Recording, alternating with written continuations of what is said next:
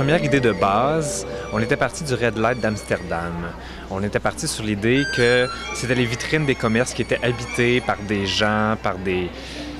Bon, c'est sûr qu'à Amsterdam, les gens sont des prostituées et on a voulu se décaler de ça.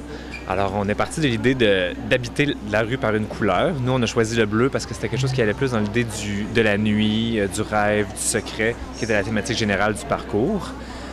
Puis ensuite, on a décidé d'habiller certaines des vitrines en les utilisant avec certains moyens artistiques, soit de la performance, soit de la musique, soit de la peinture ou des installations purement esthétiques.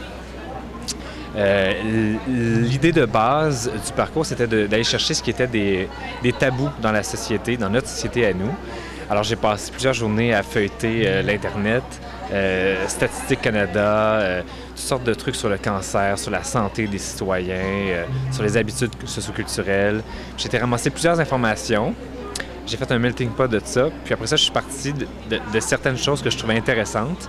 J'en ai bâti une image visuelle qui la représentait. Alors, chaque vitrine se voulait une espèce de représentation d'un fait social, d'une statistique précise.